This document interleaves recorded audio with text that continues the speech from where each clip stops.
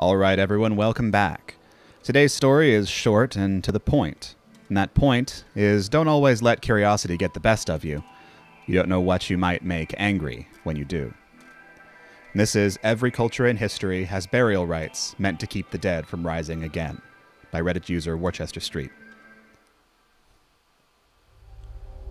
My family has run the only cemetery in our town for a few generations now. My dad inherited it from his dad, and though I'm still only 18, someday it'll be mine.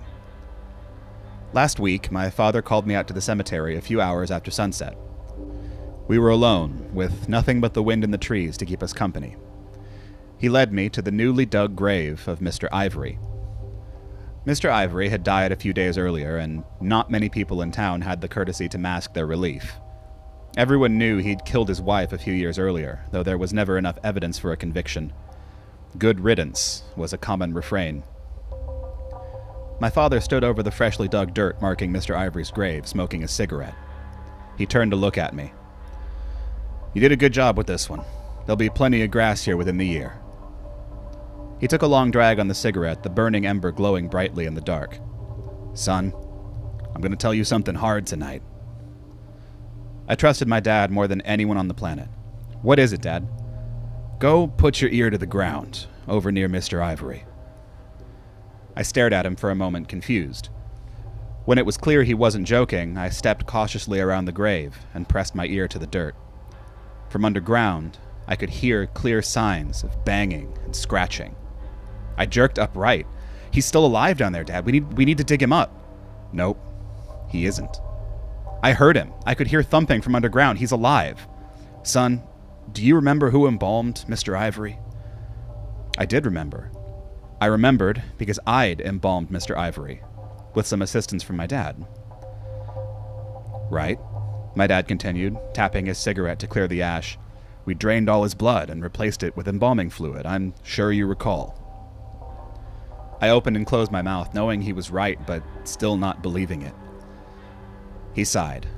"Son, every culture has burial rites meant to keep the dead from rising.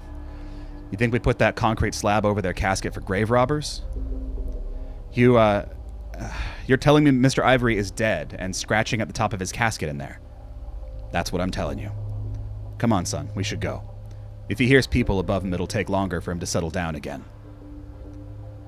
I didn't know what to think. Was my father some kind of sadistic murderer? Did he have a deal with a doctor in town to kill Mr. Ivory? Was this some kind of frontier justice thing? My father kept talking, trying to explain things, but I couldn't pay attention. My mind was still on the thumping and scratching I'd heard from underground. We drove back to our house. I lay in my bed, not sleeping, heart racing. If there was even a slight chance of him being alive, I had to check. The thought of being buried alive like that just made me want to be sick.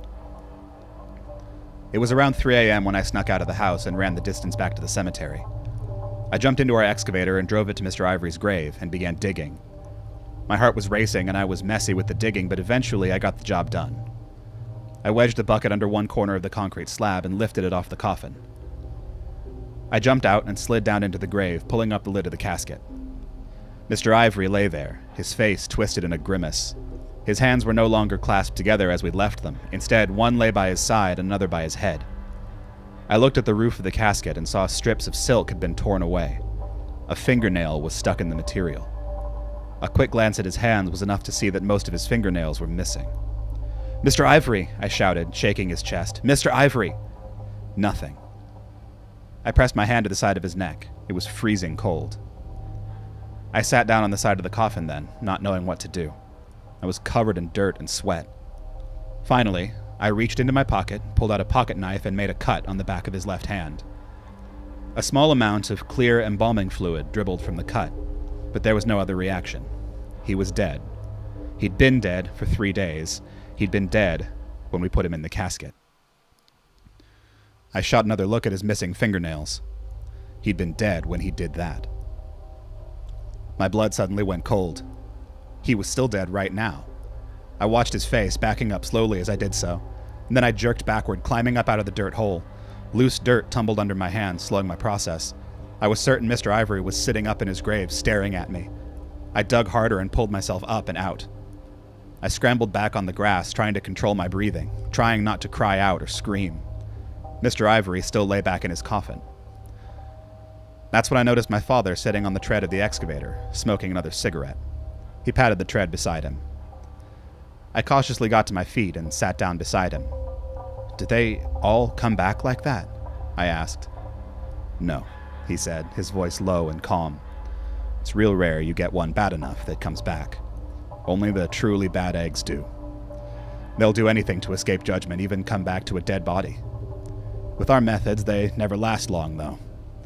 Now they're only active for a few hours at most before giving up and heading back down. He pointed with a thumbs down. Oh, I said, not knowing what else to say.